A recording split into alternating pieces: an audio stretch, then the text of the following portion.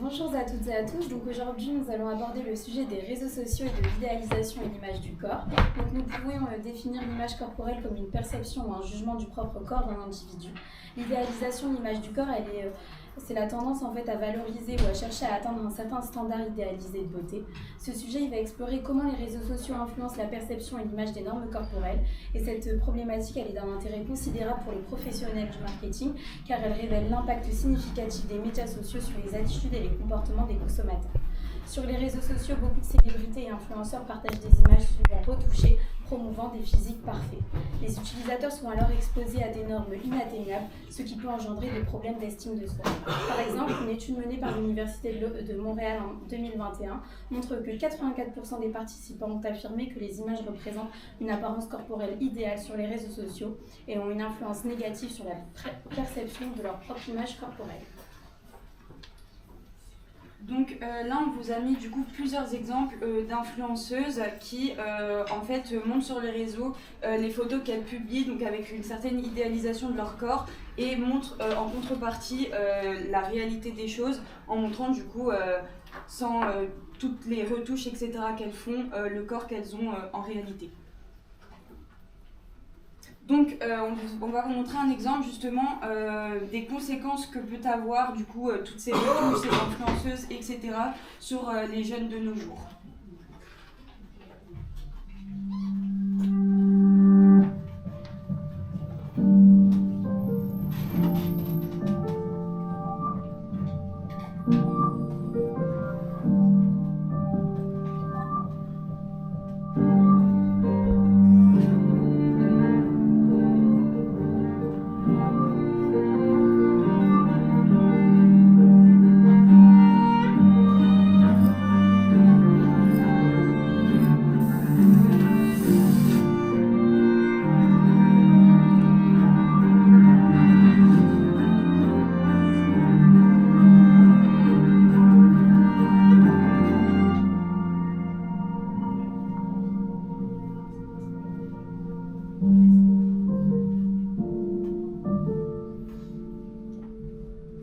Donc c'est une pub que Dove a publiée sur les réseaux sociaux qui a fait quand même 2,1 millions de vues, donc il y a eu un impact assez important sur les réseaux sociaux et avec du coup 662 commentaires, donc ça a un peu suscité la curiosité des personnes qui ont pu visualiser cette vidéo. Donc là du coup on a tous les articles qu'on a étudiés. Donc on va vous présenter maintenant notre plan de revue de littérature. Dans une première partie, on a les facteurs sociaux et culturels sur l'insatisfaction de l'image du corps, avec l'influence de la famille, des pairs et des médias sociaux et traditionnels dans l'estime de soi des jeunes adolescentes, les réseaux sociaux et la honte de son corps, les attitudes alimentaires désordonnées des jeunes femmes causées par l'insatisfaction corporelle et l'objectification sexuelle et auto-objectification. En deuxième partie, les réseaux sociaux et les types de posts sur l'insatisfaction de l'image du corps, avec la permanence perçue et le caractère éphémère des réseaux sociaux. On a ensuite donc la présentation de notre modèle conceptuel, l'étude qualitative qu'on a fait et le nouveau modèle conceptuel. Et donc ça nous a donné la problématique, en quoi les réseaux sociaux apparaissent comme une des variables influençant l'idéalisation et l'image du corps. Donc je vais commencer par vous présenter la première partie, donc avec l'influence de la famille, des pairs et des médias sociaux et traditionnels dans l'estime de soi des jeunes adolescentes. Donc mon étude elle se base sur le modèle d'influence tripartite de Thomson et Hall qui date de 1999. Donc à la base celui-ci postule qu'il existe 3 sources de pression sur l'apparence, donc la famille, les pairs et les médias traditionnels, et que ceci amène les adolescentes à intérioriser un idéal d'apparence mince et à s'engager dans des comparaisons d'apparence sociale, ce qui entraîne une mauvaise estime de soi.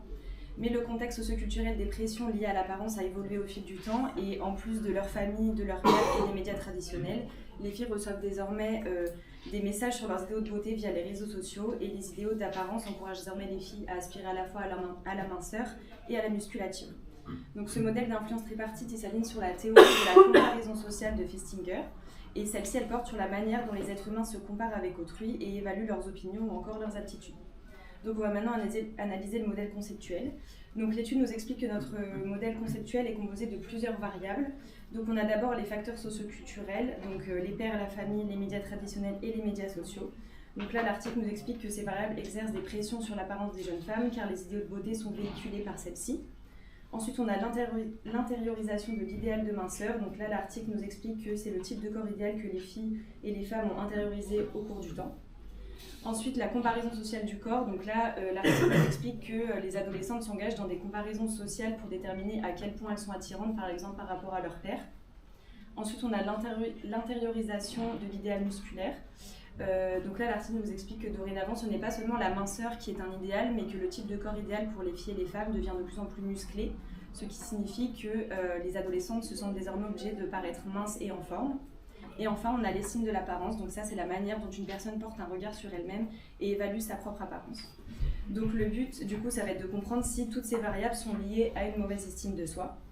Donc mon article, il n'y a pas d'hypothèse vraiment formulée, mais il y a des effets qui ont été mesurés grâce à l'étude, et du coup ces derniers m'ont permis de formuler 3 hypothèses. Donc l'hypothèse 1, l'intériorisation de l'idéal de minceur est significativement associée à une mauvaise estime de soi. L'hypothèse 2, la comparaison sociale du corps est significativement associée à une mauvaise estime de soi. Et enfin l'hypothèse 3, l'intériorisation de l'idéal musculaire est significativement associée à une mauvaise estime de soi. Donc pour que ce soit plus visuel, j'ai mis en couleur pour visualiser les effets qui ont été mesurés. Donc ce qui est intéressant de noter, c'est que ces résultats montrent que les facteurs socioculturels, donc tout à gauche, sont tous associés à au moins une des variables du milieu, mais c'est seulement les réseaux sociaux qui ont une influence significative sur la totalité des 3 variables. Et aussi, il faut noter qu'une comparaison corporelle élevée et une intériorisation d'un idéal de minceur sont significativement associées à une estime de l'apparence inférieure, alors qu'une intériorisation de l'idéal musculaire ne l'est pas. Donc par conséquent, les hypothèses 1 et 2 sont vérifiées. Donc la théorie de la comparaison sociale, elle nous explique que les adolescentes se comparent à leur entourage et aux médias sociaux, ce qui va entraîner du coup l'intériorisation d'un idéal de minceur qu'elles ne pourront pas forcément atteindre, et une comparaison corporelle généralement dévalorisante, ce qui va entraîner une mauvaise estime d'elle-même. Et l'hypothèse 3, par contre, elle est réfutée. Donc l'étude, elle nous montre que l'idéal musculaire n'a pas été directement associé à l'insatisfaction corporelle des adolescentes, mais plutôt à leur probabilité de s'engager dans des comportements de développement musculaire. Du coup, cette étude réalisée sur un échantillon de 543 adolescentes en Floride soutient les théories contemporaines qui mettent en avant les médias sociaux comme la principale source d'insatisfaction corporelle des adolescentes, puisqu'ils sont associés à l'intériorisation d'un idéal de minceur et qu'ils favorisent la comparaison corporelle, ce qui entraîne une mauvaise estime de soi. Donc, pour les recommandations managériales de l'article, donc les prestataires de soins de santé mentale, les enseignants et les parents doivent être conscients de l'influence des médias sociaux en tant que source de pression sur l'apparence, au-delà de celle des pairs, de la famille et des médias traditionnels. Et les programmes d'éducation aux médias sociaux peuvent aider les adolescents à devenir des consommateurs informés du contenu lié à l'apparence sur les réseaux sociaux et peuvent du coup contribuer à prévenir l'insatisfaction corporelle et les troubles de l'alimentation. Alors, comme pour la partie précédente, cet article se base aussi sur le modèle d'influence tripartite.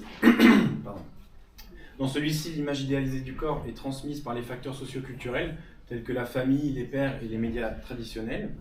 Donc, basé également sur la théorie de la comparaison sociale d'apparence et l'intériorisation de l'idéal minceur, ce modèle aboutit sur l'insatisfaction de son corps. Dans l'article, la comparaison sociale d'apparence est définie par la comparaison au corps des autres et aux idéaux internalisés.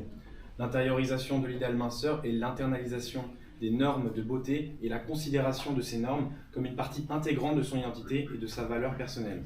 Donc ces 2 facteurs influent donc sur l'insatisfaction de son corps en le comparant avec les idéaux minceurs. Donc, par contre, dans ce modèle, on retrouve les conséquences que peut avoir l'insatisfaction de son corps, donc qui sont les troubles alimentaires, et ça peut être autant de la restriction alimentaire que de la boulimie. Donc la boulimie est caractérisée par des prises compulsives de quantités importantes de nourriture suivies de comportements compensatoires comme des vomissements, prise de laxatifs ou des jeûnes. Contrairement à la boulimie, la restriction alimentaire est le fait de se priver de nourriture pour le but d'atteindre un idéal corporel. Donc pour finir sur ce modèle, ces troubles alimentaires peuvent également conduire à des troubles psychologiques qui peuvent être sous la forme de dépression, d'anxiété et d'épuisement. Donc l'article n'a pas d'hypothèse mais montre que ce modèle traditionnel a des lacunes. Dans un premier temps, les études ont montré que l'insatisfaction de son corps n'est pas du tout le facteur principal influent sur les troubles alimentaires, mais que la honte corporelle est le facteur principal, ce qui remet en question le modèle d'influence tripartite. Dans un deuxième temps, le fait que les médias traditionnels n'englobent pas les réseaux sociaux est aussi une lacune de ce modèle. Donc par rapport à ça, l'étude ajoute que le facteur des réseaux sociaux est important et précise que le temps passé sur les réseaux sociaux n'a pas une influence aussi forte sur l'image corporelle qu'un engagement plus actif et émotionnel basé sur l'apparence, donc comme commenter des publications des autres ou retoucher ses propres photos. C'est aussi l'utilisation problématique des réseaux sociaux qui est mise en cause, comme ne pas se sentir capable de contrôler l'utilisation des réseaux. Cette utilisation peut entraîner des comparaisons d'apparence compulsive ou de l'autosurveillance. L'autosurveillance, c'est le fait de surveiller et contrôler son attirance et ça peut amener au body shaming. Donc la honte du corps est justement un élément manquant de ce modèle d'influence. Donc la théorie de l'auto-objectification de Fredrickson et Roberts souligne que les femmes sont socialisées pour se voir comme des objets sexuels, ce qui les amène à évaluer leur attractivité conformément aux normes sociales, et ça peut conduire à la honte corporelle. Donc cette honte, elle est influencée par des facteurs socioculturels et en particulier les médias sociaux. Et elle est associée de manière significative et positive aux symptômes des troubles alimentaires. On voit bien alors que la honte du corps est une résultante de l'insatisfaction corporelle. Il ne faut d'ailleurs pas les confondre, car l'insatisfaction corporelle peut être conceptualisée comme une réaction cognitive et émotionnelle interne au non-respect des idéaux corporels de la société, alors que la honte corporelle peut être considérée comme un des processus émotionnels plus profonds, internes et externes, qui peut affecter des comportements tels que des troubles de l'alimentation. Donc pour conclure, l'engagement des réseaux sociaux sur les réseaux sociaux influe plus que le temps d'utilisation sur l'idéalisation du corps, et ce processus peut entraîner la honte de son corps, qui est un facteur différent de l'insatisfaction de son corps. On va maintenant passer aux implications managériales. Donc selon l'article, il faudrait sensibiliser de façon accrue les cliniciens et les chercheurs à la honte corporelle, qui est souvent confondue avec l'insatisfaction corporelle. Donc comme je vous l'expliquais, l'article précise bien que les deux sont différents et n'ont pas les mêmes effets. Il est donc important que les experts médicaux connaissent la nuance pour traiter au mieux ces troubles. Donc maintenant, on va passer aux attitudes alimentaires désordonnées des jeunes femmes causées par l'insatisfaction corporelle. Donc l'article scientifique que j'ai étudié vise à déterminer les causes de l'insatisfaction corporelle chez les jeunes femmes étudiantes universitaires qui conduisent aux troubles alimentaires, mettant en lumière l'impact des médias sociaux et des idéaux de beauté sur ces comportements. L'article met en évidence comment la promotion des idéaux de beauté dans les médias sociaux, y compris par les influenceurs qui glorifient l'idéal minceur inaccessible, peuvent conduire à une insatisfaction corporelle, soit à une image estime de soi, mauvaise image estime de soi, ce qui entraîne un désir de changer et des préoccupations liées au comportement alimentaire malsain. On soulignera aussi que le niveau bas de testostérone a un impact sur la perception de soi. L'étude explique que nos hypothèses sont composées de 7 variables. Donc on a l'image de soi, donc la perception que les individus ont de leur propre corps, de leur apparence physique et de leur identité personnelle. L'insatisfaction corporelle, donc le sentiment de mécontentement ou de malaise qu'une personne éprouve à l'égard de son propre corps et de son apparence physique. Cette insatisfaction découle souvent de la comparaison entre l'image de soi de l'individu et les normes de beauté. L'estime de soi, donc la perception et l'évaluation de sa propre valeur et de son image personnelle. L'idéal minceur, donc c'est la représentation culturellement influencée et socialement valorisée d'une silhouette mince, souvent associée à la beauté et à l'attrait physique. Le désir de changer, donc le souhait ou la volonté d'apporter des modifications à son apparence corporelle ou à son poids actuel afin de se conformer à des idéaux de beauté ou à des normes corporelles perçues comme souhaitables dans la société. Les médias sociaux, donc, qui sont des plateformes en ligne qui ont connu une croissance rapide ces dernières années, exposant les jeunes à des idéaux de beauté irréalistes et à des normes corporelles préjudiciables. Et pour finir, le niveau de testostérone, comme je disais tout à l'heure, dans le cadre de l'article, donc le terme fait référence aux quantités d'une hormone sexuelle, donc la testostérone, qui sont naturellement présentes chez les femmes avant leur naissance. Plus leur niveau est haut, plus la perception de son corps est bonne et réelle. Donc c'est pour cela qu'il y a donc 4 hypothèses. Donc la première, chez les jeunes femmes, l'image de soi serait liée à l'insatisfaction corporelle, à l'idéal minceur et au désir de changer sa forme corporelle. Donc les résultats de l'étude montrent que les participantes avant avaient tendance à se percevoir comme en surpoids par rapport à leur image corporelle idéale, ce qui indique une insatisfaction corporelle. Pour l'hypothèse 2, donc le niveau d'insatisfaction corporelle chez les étudiantes universitaires serait élevé et serait lié à l'estime de soi. L'insatisfaction corporelle élevée, soit 93% qui souhaitent changer de corps selon l'étude qui a été menée, et l'estime de soi sont liées à la maladie mentale et au rôle de la détresse émotionnelle dans les troubles. Pour l'hypothèse 3, donc les comportements alimentaires des jeunes femmes seraient liés au degré d'insatisfaction corporelle et à la fréquence d'utilisation des médias sociaux. Donc une analyse de régression logistique a montré que les attitudes alimentaires perturbées étaient liées à une satisfaction corporelle plus faible, le désir d'atteindre une image corporelle plus mince et une dépendance plus élevée aux médias sociaux. Et pour finir, la dernière hypothèse, donc l'image corporelle et la description corporelle des jeunes femmes seraient légèrement liées au niveau de testostérone prénatal. Donc, le facteur biologique des testostérones joue un rôle dans les attitudes alimentaires désordonnées. Une étude basée sur la différence de longueur entre le deuxième doigt index et le quatrième doigt annulaire, utilisé comme indicateur des niveaux de testostérone, a montré du coup que des niveaux plus bas de testostérone prénatal étaient associés à une perception de soi et de son image plus en surpoids. Donc les hypothèses 1, 2, 3 et 4 ont été vérifiées. L'enquête a été menée via des questionnaires sur la relation entre l'image corporelle, les préoccupations liées au corps, l'insatisfaction corporelle, l'utilisation des réseaux sociaux et les comportements alimentaires désordonnés présents chez les jeunes femmes étudiantes de 18 à 25 ans de l'université Cordoue dans le sud de l'Espagne. L'échantillon final était composé du coup de 168 sujets âgés en moyenne de 20 ans. Et donc pour conclure au niveau des implications managériales, l'étude a constaté l'association de l'insatisfaction corporelle, les préoccupations corporelles et le bien-être mental général. Et les scientifiques de cet article préconisent donc que les interventions visant à améliorer la satisfaction corporelle et sa perception sont essentielles. Nous allons donc passer au troisième article. Donc moi j'ai eu l'occasion d'étudier l'objectification sexuelle et l'auto-objectification. Donc cette revue de littérature, elle traite de ce sujet-là et elle est divisée en 3 parties. La première, elle introduit au concept d'objectification développé par Fredrickson et Roberts en 1997, comme l'a dit Oscar. La seconde partie, elle présente des études sur la manière dont les hommes et les femmes perçoivent leur propre corps et dont les critiques que l'on peut émettre sur ces études, comme les variables qui varient si c'est une femme ou si c'est un homme. Enfin, cette revue, elle va mettre en évidence les limites de cette théorie ainsi que les nouvelles perspectives de recherche.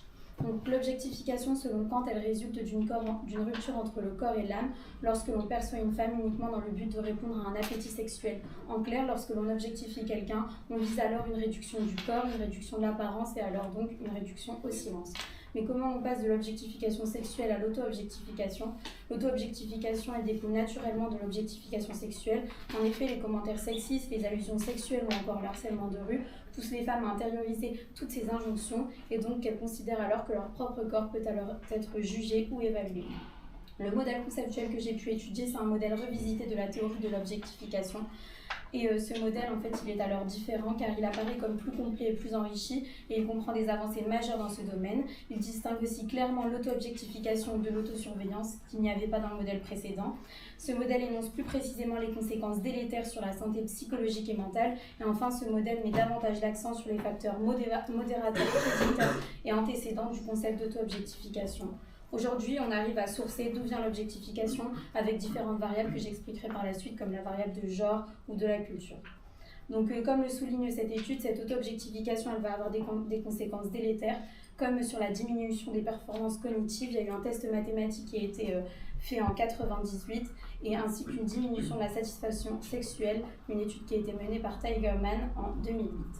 Cette auto-objectification, elle s'intensifie lorsqu'une femme va accorder davantage d'intérêt à ses aspects physiques observables comme le poids, la taille, plutôt qu'à des aspects physiques non observables comme la santé ou la souplesse.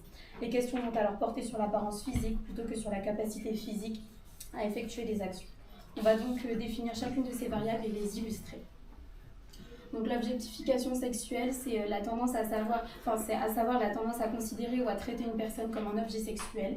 C'est présent au quotidien dans les relations interpersonnelles comme dans les médias, dans la télévision, les magazines, les jeux vidéo. Ça véhicule des images sexualisées, idéalisées et stéréotypées des femmes, surtout des femmes mais aussi des hommes, qui ne sont pas sans conséquences pour le grand public. Donc en exemple, on a par exemple la culture, donc avec la princesse, les films Disney comme on le connaît tous, l'éducation à travers l'image des hommes et des femmes dans les manuels scolaires, ou les médias avec les réseaux sociaux ou les téléréalités. Donc ensuite, on va avoir les expériences d'objectification sexuelle. Donc comme je l'ai dit tout à l'heure, c'est les situations dans lesquelles on perçoit l'autre uniquement comme une façon de répondre à un appétit sexuel, comme l'a dit Kant. Donc en fait, ça peut se traduire par des regards qui vont être insistants, des commentaires sexistes, des allusions sexuelles ou encore l'harcèlement de rue. Ensuite, on a deux variables, donc le sexisme hostile et le sexisme bienveillant. Donc le sexisme hostile, ça va être l'attitude explicitement négative envers les femmes qui sont considérées comme des manipulatrices aux idéaux féministes et agressives, usant de leur séduction pour mieux contrôler les hommes. Et il y a le sexisme bienveillant qui est lui bien plus masqué, c'est une attitude subjectivement positive qui décrit les femmes comme des créatures pures, qui doivent être protégées et adorées par les hommes et dont l'amour est essentiel à ces derniers pour qu'ils se sentent comblés. Donc le sexisme bienveillant au quotidien, ça peut être, elle est très intelligente intelligente pour une femme, ou le sexisme hostile, ça peut être de l'harcèlement sexuel, de l'humour à travers des remarques sexistes ou enfin des violences physiques. On a également l'auto-objectification, donc c'est le fait d'intérioriser l'injonction explicite qui encourage les femmes à considérer leur corps comme un objet qui peut être alors regardé et évalué aux yeux d'autrui. Elle se caractérise par une tendance à accorder davantage d'importance aux aspects physiques, comme je vous l'ai dit, observables, qu'aux aspects physiques qui sont non observables. Et donc du coup, ça peut être, les éléments qui augmentent ce sentiment d'objectification, ça va être des expositions à des images dénudées, l'essayage d'un maillot de bain par exemple devant un miroir, ou l'exposition à des remarques à caractère sexuel. Cette auto-objectification, elle peut être considérée comme stable, donc profondément intériorisée, ou alors il y a des endroits et des contextes qui vont favoriser ce sentiment d'auto-objectification, comme par exemple lorsqu'on va se retrouver en soirée sur la plage en maillot de bain par exemple. Ensuite, on a d'autres variables, donc comme par exemple l'orientation sexuelle. Donc l'orientation sexuelle, ça décrit l'attirance sexuelle et ou affective d'une personne envers des personnes du même genre, donc par exemple l'homosexualité, d'un genre différent comme l'hétérosexualité, ou des deux comme la bisexualité. Donc par exemple, il y a une étude qui a été menée par Kozak et Robert en 2009 qui ont observé que les hommes homosexuels s'objectifient beaucoup plus et objectifient davantage autrui que les hommes hétérosexuels. On a ensuite la culture, donc ça va être un ensemble complexe incluant les savoirs, les croyances, l'art, les mœurs, le droit, les coutumes, ainsi que toute disposition ou usage acquis par l'homme. On a également le sentiment d'autocompassion ou la compassion pour soi-même. Ça va être caractérisé par une attitude positive envers soi-même, comme une stratégie de résilience efficace. Donc on a ensuite le genre, ça va, en effet cette revue de littérature met en lumière la responsabilité des médias dans la création d'un environnement sexuel objectifiant qui encourage les hommes à être musclés et les femmes à maigrir. Ces images objectifiantes, elles renforcent les rôles de genre traditionnels, comme celui de l'homme dominant, viril, face à une femme soumise, féminine et passive.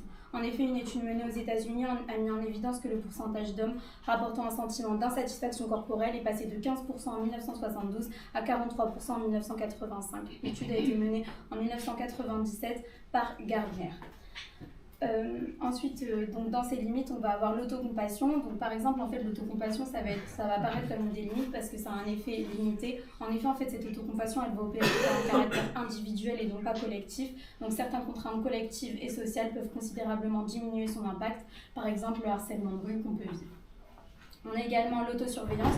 Donc le processus d'autosurveillance de leur propre corps, ça va être perçu comme un objet en tant qu'observatrice extérieure capable de juger leur apparence en se comparant aux normes de beauté, mais aussi dans leurs relations interpersonnelles, donc lorsqu'on va se comparer par exemple. Donc l'autosurveillance, elle va se traduire par exemple par le fait de se peser régulièrement, de se fixer des objectifs de poids arbitraires. On a également la honte corporelle, ça va être un mal-être qui résulte de la difficulté à correspondre à des standards de beauté irréalistes établis par la société. L'anxiété par rapport à son apparence et sa sécurité, donc ça va être une inquiétude disproportionnée par rapport à son apparence et sa sécurité. La baisse de l'estime de soi, ça va être une dépréciation du jugement, de l'évaluation d'une personne de sa propre valeur. La perturbation des états émotionnels, donc ça va être le bouleversement d'un état affectif intense. La déconnexion des fonctions corporelles, donc ça va être oublier le but primaire de son corps, à savoir se déplacer, faire des mouvements, et donc du coup se focaliser seulement sur les aspects physiques. Et enfin, comme je l'ai dit au début, la diminution des performances cognitives au niveau de la réduction de l'efficacité des fonctions mentales supérieures, telles que la mémoire, l'attention, la résolution de problèmes, le raisonnement, la prise de décision et d'autres processus cognitifs. Donc en fait, ça va se traduire au quotidien par une peur au niveau des prises de parole en public ou le sport par exemple, qui vont être affectés. On a également les troubles alimentaires, donc ça va être des dysfonctionnements qui vont être liés à l'alimentation comme l'a évoqué Oscar. La dépression qui va être un état psychique caractérisé par un trouble de l'humeur dans le sens d'une diminution et d'un élan viral. Avec de la tristesse. Et enfin, une diminution du bien-être, ça va être une déperdition d'un moment d'équilibre idéal vers lequel on tend. Donc mon article scientifique ne possède pas d'implication managériale. On va maintenant passer à la partie 2 qui traite des réseaux sociaux et des types de posts sur l'insatisfaction de l'image du corps. Donc moi je vais plus particulièrement vous parler de la permanence perçue et du caractère éphémère des réseaux sociaux. Donc le caractère éphémère, c'est une fonction limitée dans le temps des médias sociaux. Donc ça permet de partager du contenu pendant une durée qui est déterminée puis qui va être supprimée automatiquement, donc c'est-à-dire les stories Instagram. Et on a aussi le contenu permanent tel que les publications qui, quant à elles, seront disponibles sur les réseaux tant qu'elles ne seront pas supprimées. Le caractère de la publication, c'est l'un des nombreux facteurs qui mènent à l'idéalisation du corps. Et vous allez aussi voir les 3 autres variables qui complète le modèle conceptuel. Donc on a la comparaison sociale qui est l'idée selon laquelle les individus déterminent leur valeur lorsqu'ils se comparent aux autres. L'estime de soi qui fait référence à l'évaluation positive ou négative d'elle-même par une personne. Donc il s'agit d'une construction psychologique par laquelle un individu se détermine comme valant la peine. Et enfin l'image corporelle qui est une perception ou un jugement du propre corps d'un individu. Donc dans cet article, il est question de comprendre l'impact que peut avoir une publication permanente ou une story éphémère sur les utilisateurs. Donc on a 5 hypothèses pour mener à bien cette recherche. Donc, tout d'abord, pour l'hypothèse 1, les utilisateurs qui perçoivent les stories Instagram comme plus éphémères lors de leur publication se lanceront dans moins de comparaisons sociales. Donc l'hypothèse, elle a été réfutée parce que justement, au contraire, les résultats ont montré qu'il va y avoir davantage de comparaisons sociales du fait que les stories Instagram, elles sont utilisées pour partager des moments du quotidien et pour mettre en valeur ses activités. Donc regarder le mode de vie des autres, ça peut susciter de la jalousie et de l'envie à l'égard du mode de vie des autres, donc produire une comparaison ascendante. Pour l'hypothèse 2, les utilisateurs qui perçoivent les publications Instagram comme plus permanentes lors de leur publication se lanceront dans une comparaison plus sociale. Elle aussi a été réfutée parce que les résultats montrent que les publications permanentes n'ont aucun impact sur les utilisateurs. Pour l'hypothèse 3, les utilisateurs qui perçoivent les stories Instagram comme éphémères auront une haute estime d'eux-mêmes et moins de problèmes d'image corporelle. Elle a elle aussi été réfutée parce que les résultats montrent que ça n'affecte pas l'estime de soi, mais qu'en revanche, ils sont amenés à exprimer davantage d'insatisfaction à l'égard de leur image corporelle, en particulier lorsque les utilisateurs pensent qu'ils doivent se présenter sous le meilleur d'eux-mêmes dans un contexte éphémère. Pour l'hypothèse 4, les utilisateurs qui perçoivent les publications Instagram comme permanentes auront une faible estime de soi et davantage de problèmes d'image corporelle. Donc tout comme l'hypothèse 2, comme on l'a dit, les résultats montrent que les publications permanentes n'ont aucun impact sur les utilisateurs, donc elle a elle aussi été réfutée. Et enfin, pour l'hypothèse 5, les utilisateurs d'Instagram qui se comparent davantage sur le plan social sont susceptibles d'avoir une moindre estime de soi et davantage de problèmes d'image corporelle. Donc elle a, elle, par contre, été validée parce que les résultats montrent que les utilisateurs qui se comparent socialement, lorsqu'ils utilisent Instagram, sont susceptibles d'avoir une estime de soi plus faible et une image corporelle plus préoccupante. Car les personnes qui se comparent aux autres se sentent moins privilégiées et inférieures, donc ça les conduit à des sentiments négatifs à leur égard. Donc pour aboutir à ces résultats, c'est une étude qui a été menée grâce à un questionnaire qui a été distribué dans une université américaine. Donc on a pu avoir 224 répondants. Et donc la conclusion de cette étude, c'est que le caractère éphémère des réseaux sociaux peut susciter une certaine comparaison sociale et conduire à des problèmes d'image corporelle, contrairement à la publication qui n'affecte pas les utilisateurs. Donc au niveau du Research Gap, donc tout d'abord nos études elles sont centrées sur un idéal de beauté qui est la minceur, mais il existe différents idéaux de beauté dans le monde et du coup il serait intéressant de mener des études prenant en compte différents critères de beauté culturellement appropriés et d'étudier ces aspects dans divers groupes ethniques. Ensuite, nos études elles ont été réalisées uniquement sur des jeunes femmes, ce qui ne nous permet pas de comprendre l'influence des réseaux sociaux sur les idéaux de beauté masculins. Nos études se concentrent également sur les aspects négatifs des réseaux sociaux, sur l'idéalisation de l'image du corps, mais il manque des recherches sur les aspects positifs, donc par exemple le body positivisme, et cela nous permettrait de nuancer nos propos. Et enfin, il y a très peu d'études existantes sur les effets des publications retouchées des réseaux sociaux sur l'idéalisation de l'image du corps. Alors on va maintenant vous présenter notre modèle conceptuel. Donc il y a une nouvelle variable qui sont les publications Instagram d'influenceurs retouchés, qui vont pouvoir créer de la comparaison d'apparence sociale et l'insatisfaction du corps. Ça peut ensuite agir donc sur la honte corporelle, l'anxiété par rapport à son apparence, l'estime de soi et les états émotionnels, qui peuvent à leur tour donc engendrer des troubles alimentaires et des troubles psychologiques. Donc au niveau de la méthodologie, on a réalisé une étude qualitative de 2 manières différentes. Donc tout d'abord, on a réalisé des entretiens semi-directifs afin d'obtenir des opinions sur l'utilisation des réseaux sociaux liés à l'idéalisation du corps. Donc les entretiens qualitatifs ont été réalisés de manière confidentielle avec seulement le répondant et l'intervieweur. Et pour rendre l'étude plus enrichissante, nous avons également décidé d'analyser des commentaires sur Instagram sur des publications de jeunes femmes. Et l'idée c'était de voir concrètement sur les réseaux sociaux, via les commentaires, si les variables de notre modèle conceptuel étaient visibles. Donc au niveau de la taille de l'échantillon, pour les entretiens semi-directifs, on a 3 jeunes femmes de 19 à 25 ans qui ont été interrogées. Et du coup on a regroupé leurs informations dans ce tableau. Donc, concernant l'échantillon, donc comme on vous l'a expliqué, on a aussi étudié des commentaires sur Instagram. Donc, je vous ai mis 3 exemples d'influenceuses que l'on a étudiées. Donc, on a pu étudier en tout 7 photos et on a sélectionné en tout 18 commentaires sur ces 7 photos. Et donc, voici 3 exemples de photos qu'on a analysées pour essayer de découler de notre modèle conceptuel que l'on a créé. Alors pour réaliser à bien nos entretiens semi-directifs, on a réalisé un guide donc dans lequel on a dégagé 3 thèmes. Donc le premier, l'impact des publications retouchées sur Instagram sur la comparaison sociale et l'image corporelle. Le deuxième, les effets sur la honte corporelle. Et le troisième, les liens entre l'exposition à des publications retouchées et les troubles alimentaires et psychologiques. Donc justement, après ces entretiens semi-directifs, on a réalisé un tableau d'analyse dans lequel on peut retrouver la comparaison sociale qui était déjà présente dans notre modèle, les perturbations émotionnelles et l'insatisfaction de son corps qui étaient également présents. Mais on a 2 nouvelles variables donc, qui sont la modification de son apparence physique et le body positivisme. Donc pour donner suite à ce que vient de dire Oscar sur les entretiens semi-directifs, donc pour l'analyse des commentaires Instagram, on retrouve 3 thèmes qui sont similaires aux entretiens semi-directifs. Donc on a la comparaison sociale et l'insatisfaction du corps qui sont donc des thèmes confirmés, ainsi que le body positivisme qui lui a un nouveau thème. Et on ajoute enfin 2 nouveaux thèmes qui sont le déconstructivisme de l'idéal féminin ainsi que la jalousie.